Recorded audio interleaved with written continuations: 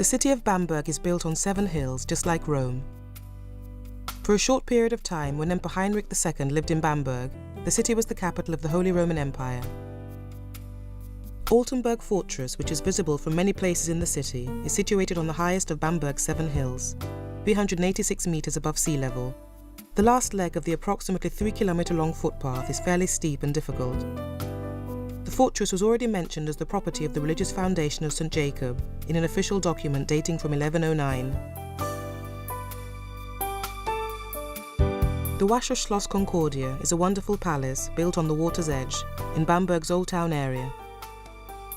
The building is in Baroque style and was constructed between 1716 and 1722 by Ignaz Tobias Bottinger. The palace has a garden and terrace, as well as access to the water. Originally, a social gathering named Concordia met at the building, thus giving it its name. The elegant 2-winged palace and its garden face the river, to which they are connected by a flight of steps. In this way, it was easy for host and guest to go punting on the river during the garden parties that were typical at the time. The opposite bank offers the most beautiful view of the massive water castle.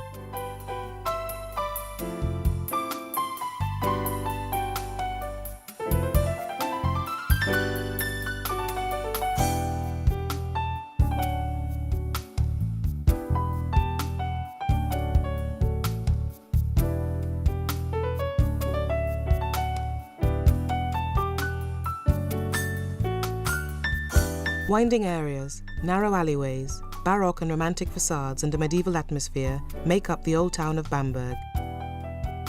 Immerse yourself in the history and discover Bamberg through a stroll or a city-guided tour on foot. Bamberg is a city with an original character and a very special atmosphere.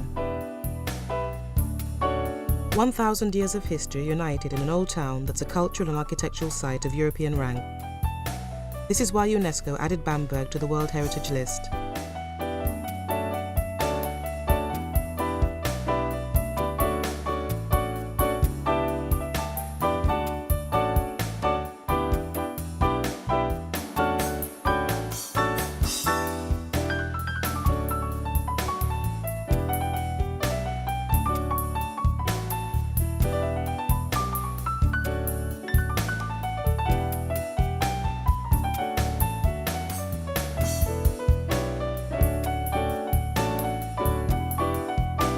The name St. Martin's Church was taken over by the nearby former Jesuit church, which immediately appears off to our right ahead.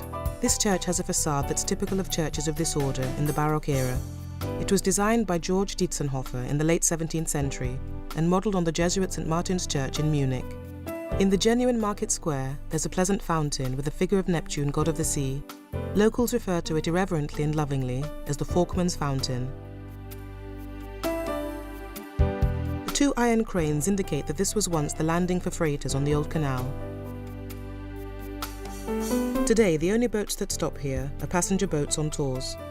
The front and gables of the old slaughterhouse face the square with the cranes.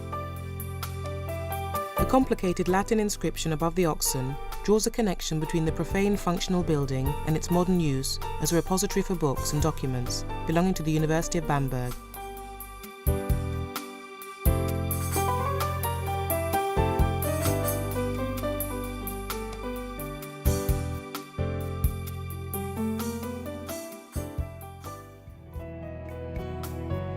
The row of neatly kept historical houses along the River Regnitz is affectionately known as Little Venice. Most of these lovingly restored half-timbered former fishermen's houses date back to the Middle Ages. Their balconies and tiny front gardens with mooring points for barges lend a romantic atmosphere to this part of town.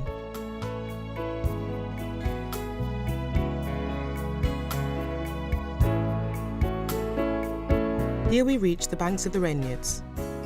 From here we enjoy a unique view of the rows of houses on the opposite bank, known as Little Venice. The picturesque ensemble of little fishermen's houses makes a pleasant impression with high roofs and numerous gables, decorative facades with balconies, arbours, and tiny front gardens, in which there are landing places for the fishing boats.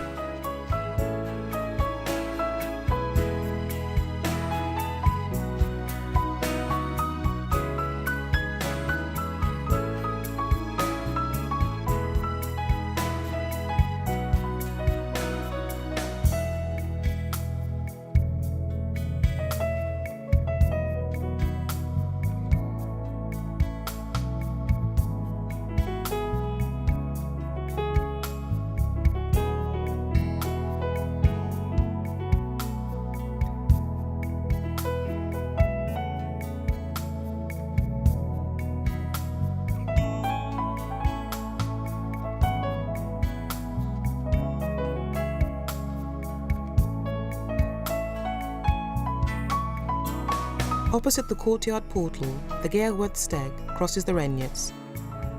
From here one has a unique view of the Old Town Hall.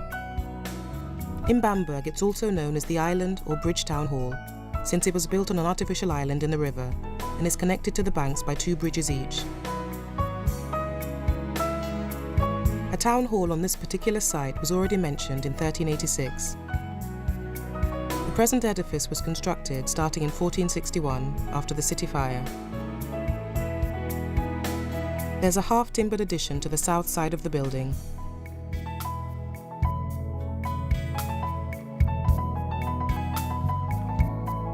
Bamberg's Old Town Hall was built in the middle of the river.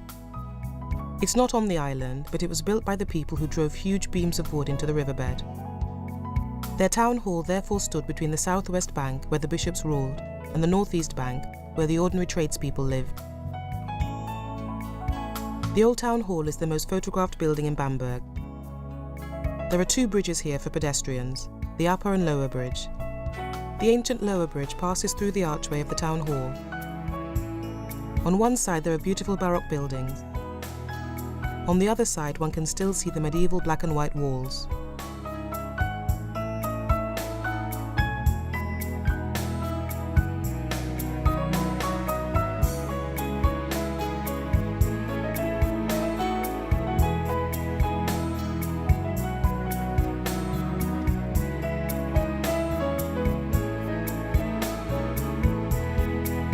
Bamberg's favourite saint, Kunigund, looks down from her high pedestal with a gentle smile upon the ornately painted Bridge Town Hall.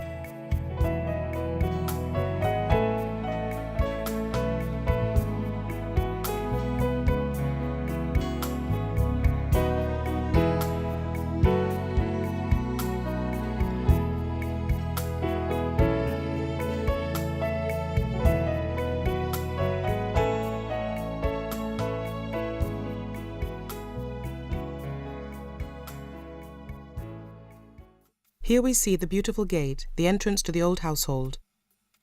Above the main portal, behind the enthroned Mother of God, are Heinrich and Kunigunde, flanked by St. Peter and St. George, the patrons of the cathedral. Through the gate we enter the picturesque inner courtyard of the old household, framed by an impressive ensemble of late Gothic residential and farm buildings, dating from the 15th century. Half-timbering, oriels, galleries, and various types of dormer windows break up the large wall and roof areas. Greenery and flowers make the inner courtyard look wonderfully romantic.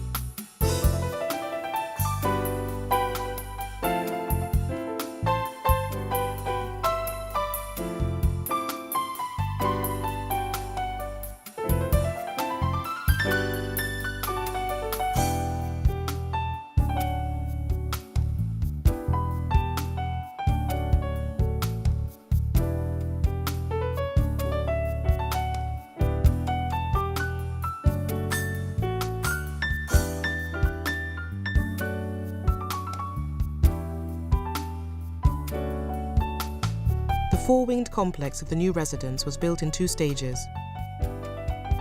Firstly, the 2-winged section at the back was built from 1602 on in Renaissance style, under Prince Bishop von Gebsattel. Then, under Prince Bishop Lothar von Schönborn, the Baroque wings facing the cathedral were built between 1697 and 1703, as a residence for the Prince Bishop by Leonhard Dietzenhofer. Today, the magnificent building complex houses the State Library, as well as the State Gallery Bamberg, which impresses visitors with its historical rooms and valuable pictures.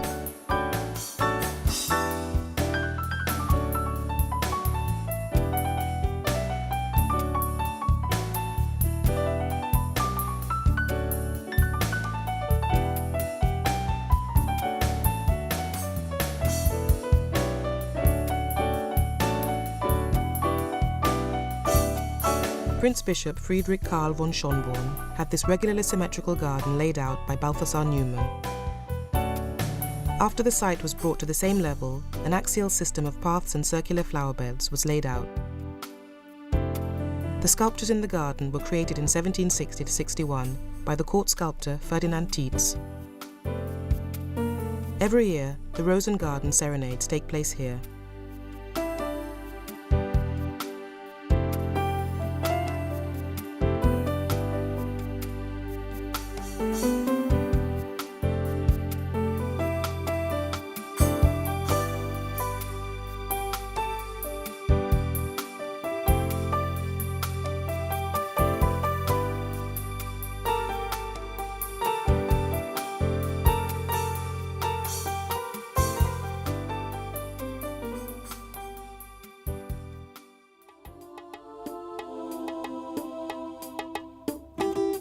The Imperial Cathedral, with its 4 towers on one of Bamberg's 7 hills, is the heart of the city and one of the most important works of art in the surroundings.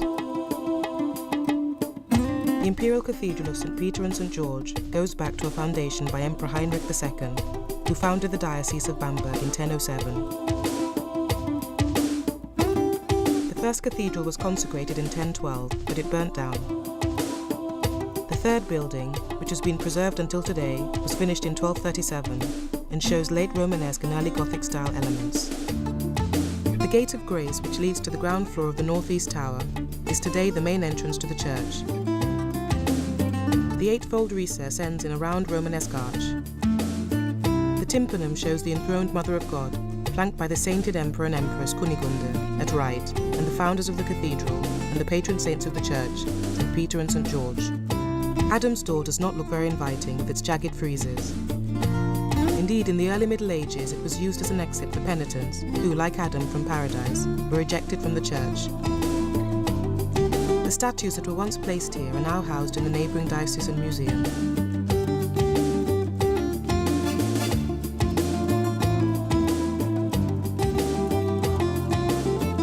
In the middle of the long side, facing the cathedral square, is the most intricately decorated door to the cathedral, the Prince's Portal.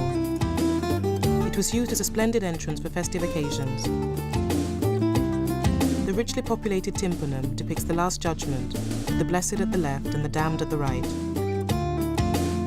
The apostles each stand on the shoulders of prophets, just as the New Testament is founded on the Old.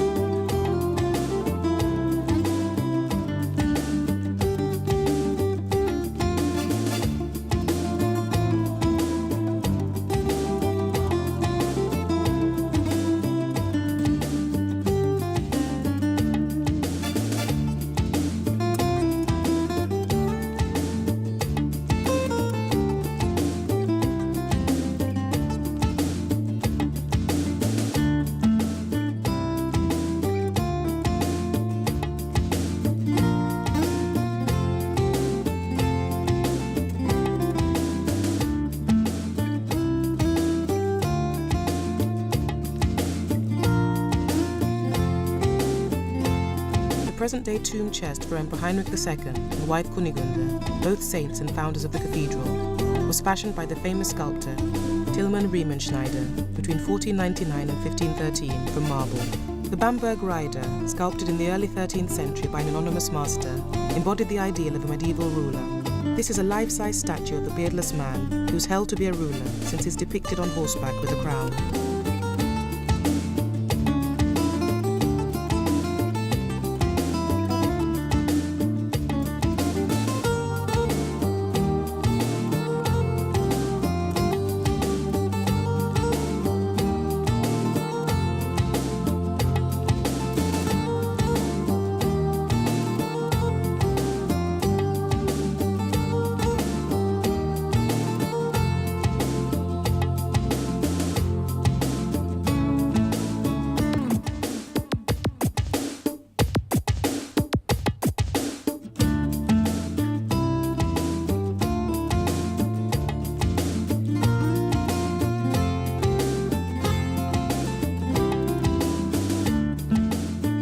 Privy Councillor and Electoral Prince Ignaz Tobias Bottinger succeeded in showing his wealth to his contemporaries through this first patrician palace, modelled according to Italian palazzi. It's still uncertain who the architect of this house was. Today it houses an art gallery.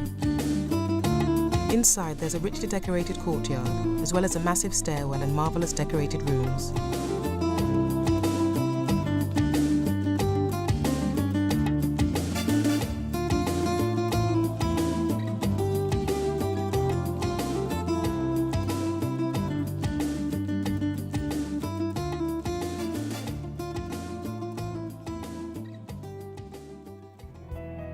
In the 13th century, the Carmelites founded a monastery in Bamberg's Old Town, on the island. It was, however, housed in a building that the bishop needed for a newly created seminary. As a replacement, the monks received the monastery of St. Theodore, which was empty at the time, and had served as a Cistercian monastery since the 12th century, until it was dissolved in 1554. The Carmelites used it from 1589 until the secularization in 1803. They were able to reacquire it in 1902 and retain possession of it to this day.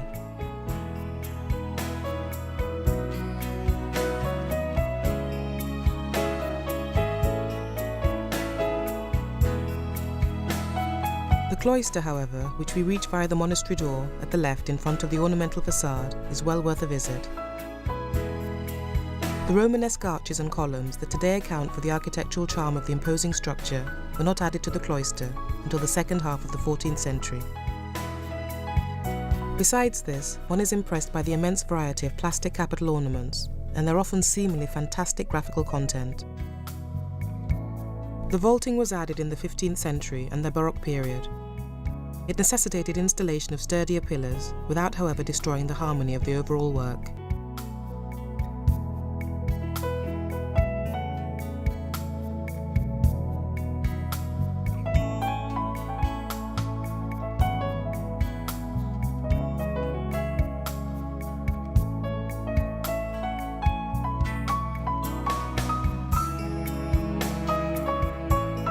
The Upper Parish Church of Our Lady was the largest construction project of the 14th century. It's the only purely Gothic church in Bamberg. The nave is 50 years older than the late Gothic choir, whose foundations were laid in 1375. Like many other sacral buildings in the city, the Upper Parish Church of Our Lady was converted inside into Baroque at the beginning of the 18th century.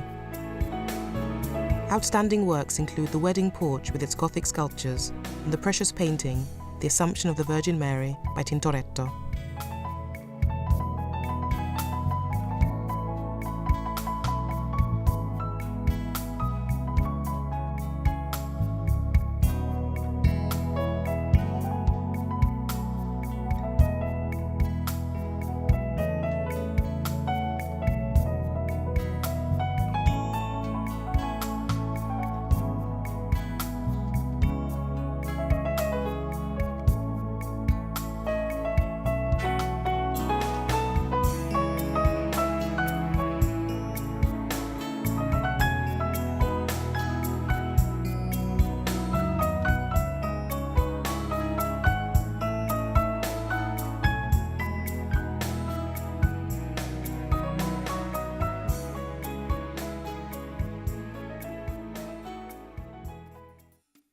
The Baroque facade of St. Michael's Monastery, an adjoining building, belie the fact that this monastery was founded way back in 1015, just 8 years after the founding of the bishopric. The outdoor steps and the decorative facade of the church, including the freestanding statues, are largely the contribution of Dietzenhofer. Above the portal, angels hold a cartouche with the coat of arms of the monastery, the abbot and the prince-bishop. It's flanked by the statues of the founders of the bishopric, Heinrich II and Kunigunde.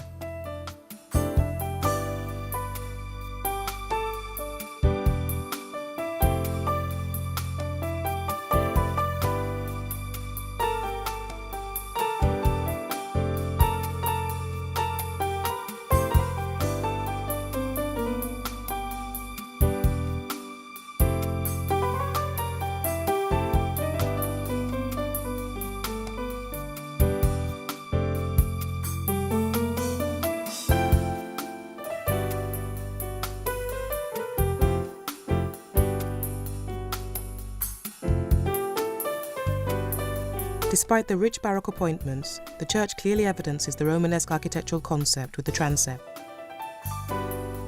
The nave and aisles were erected after the fire of 1660 in the post-Gothic era.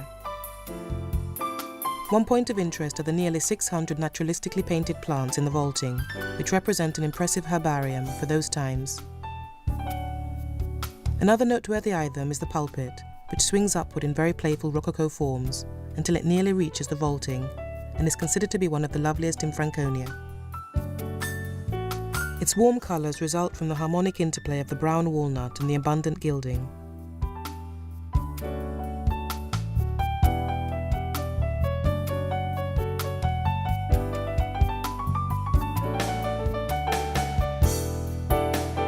From the nave, we now look at the richly ornamented organ front, which was created in the style of the later Renaissance, shortly after the fire of 1610.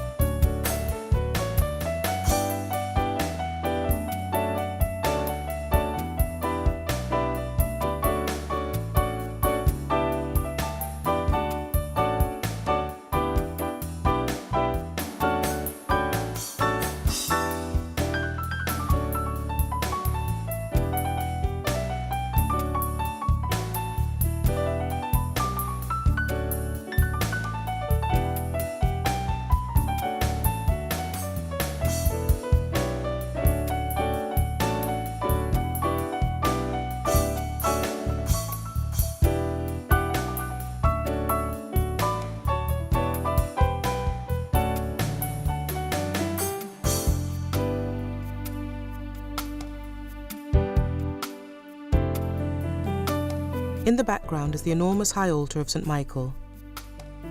The Rococo shrine and its filigree construction form an impressive frame for J. Schaubl's painting of the enthroned Mother of God, surrounded by her flock of angels, with the Archangel Michael, who conquered the demons.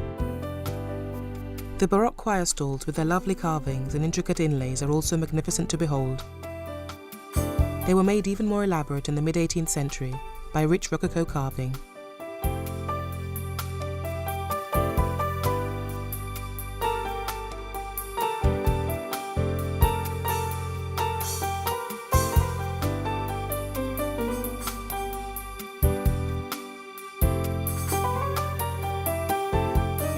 Breathe the air of past centuries and experience the World Heritage City of Bamberg. Endowed with one of Europe's largest intact old town centres, Bamberg is an outstanding cultural and architectural highlight of any tour through Bavaria.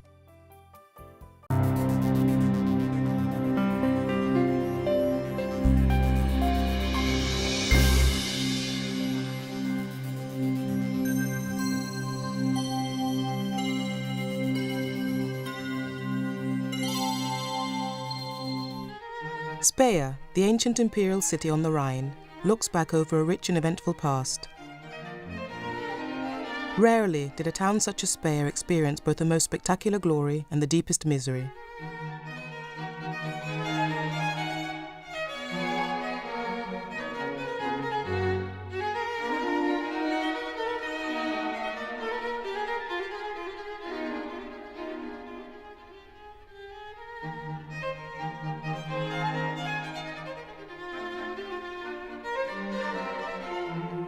The cathedral is Speyer's landmark.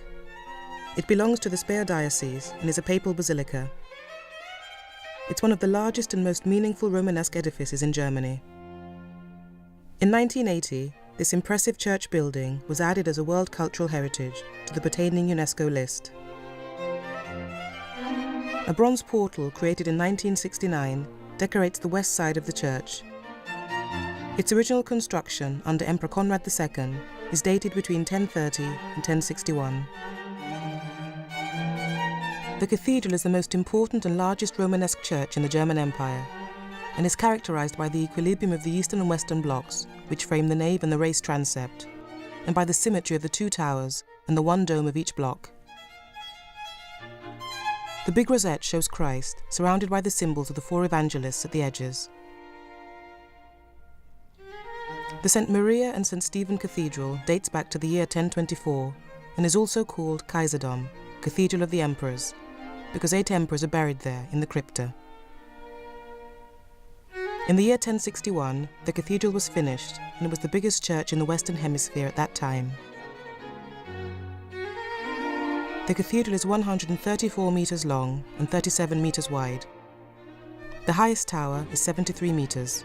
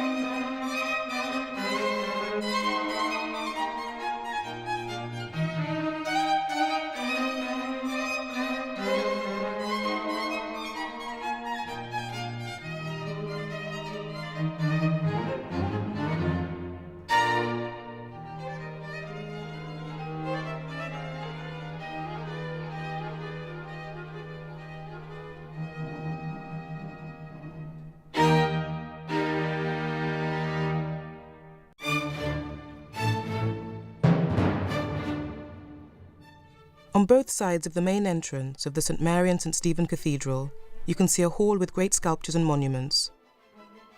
There's a monument to King Rudolf of Habsburg, who was buried in Speyer in the year 1291. These monuments can also be seen outside the opening times of the cathedral, as these niches face the outside and are only locked by big iron gates.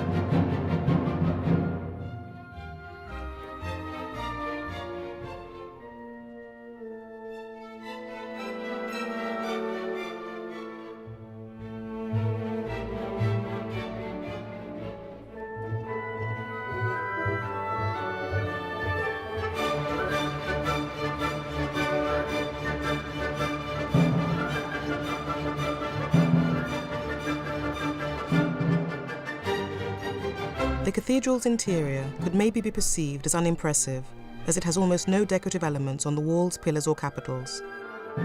Even the pews are quite simple. The only decoration is the 24 large paintings by Schraudolph, which are very high up in the central nave, showing scenes from St. Mary's life. On the left of the central nave, close to the altar, we see a statue of St. Mary, a copy of the original, which was burnt by French troops in 1794. Above the King's Choir, an oversized replica of Conrad II's burial crown adds to the monumental feeling inside the cathedral.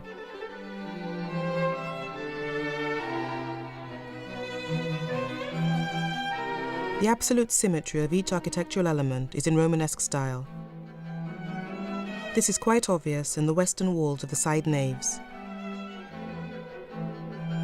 The interior of the cathedral contains columns with elegant capitals, some frescoes from 1846 to 1853, and two main altars at different heights on the stairs of the presbytery, over which an iron crown is suspended.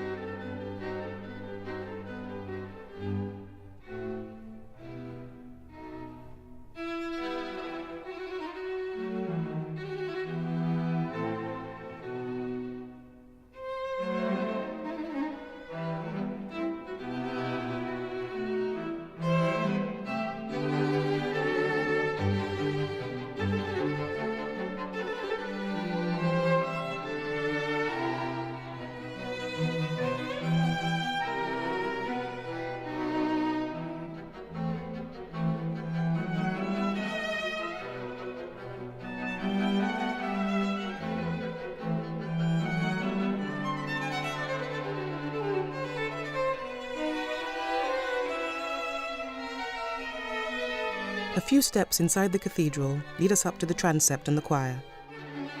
Chapels have been carved into the 5-meter deep walls. The choir stalls display a relief cycle by J. Adelhart, a woodcarver from Hallein. A late Gothic vestry was annexed to the southern transept in 1401. Few of the chapels have been preserved. To the south is the twin chapel of St. Martin and above St. Catherine, equipped with an octagonal opening. On the northern side is St. Aphra's Chapel, with sculptures showing the Annunciation and the Way of the Cross. Both sculptures, as well as the epitaphs and the aisles, once adorned the former cloister.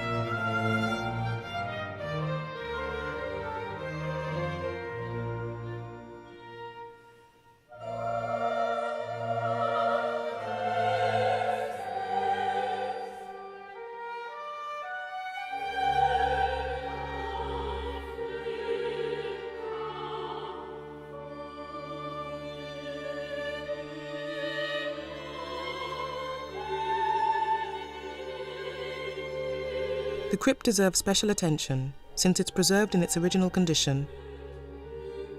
The cathedral is both the family and burial church of the Salic emperors.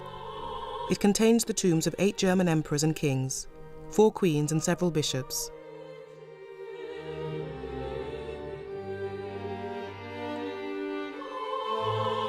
The crypt dates back to the structure of Conrad II. Here again, one is overwhelmed by its height and width. We now enter the imperial vault. In the center, note the epitaph of Rudolf of Habsburg and the 2 reliefs of the 4 emperors and the 4 kings. Behind it, the tombs are set up in 2 rows. Conrad II rests beneath a sarcophagus locked by 3 forged iron bands. To his right, his wife Gisela, then Bertha, the spouse of Henry IV. Henry III and Henry IV are buried to his right, whereas Henry V lies entombed in a sarcophagus on top of the northern stairs.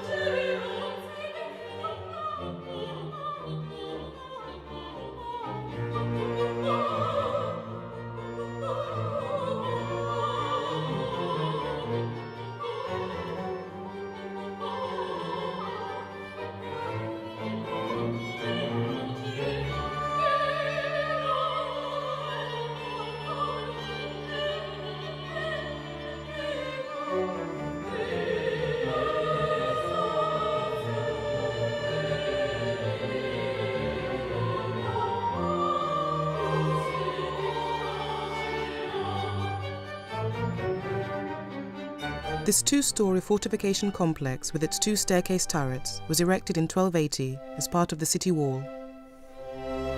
We pass the south side of the cathedral and the Olberg, which was once the centre of the cloister.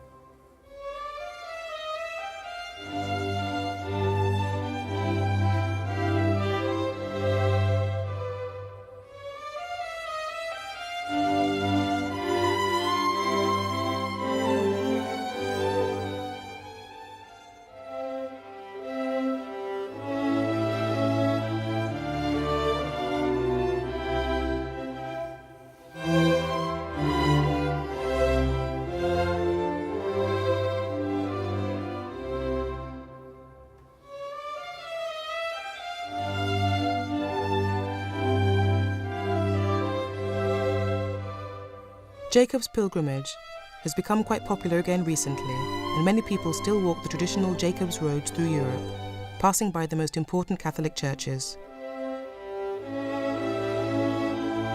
The Church of St. Joseph was built between 1912 to 1914 by Ludwig Becker.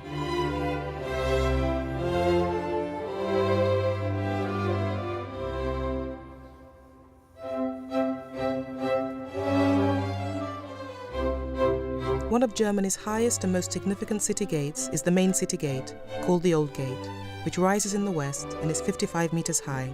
It's connected to the cathedral by Speye's magnificent Main Street. The gateway was first mentioned in 1176. Nowadays, it's the most important relic of the city's fortification. Its lower sections were constructed between 1230 and 1250. The top floor of the tower, with its late Gothic balustrade and the arcades, was added in 1512 to 1514. The steep lantern-topped roof was installed in 1708.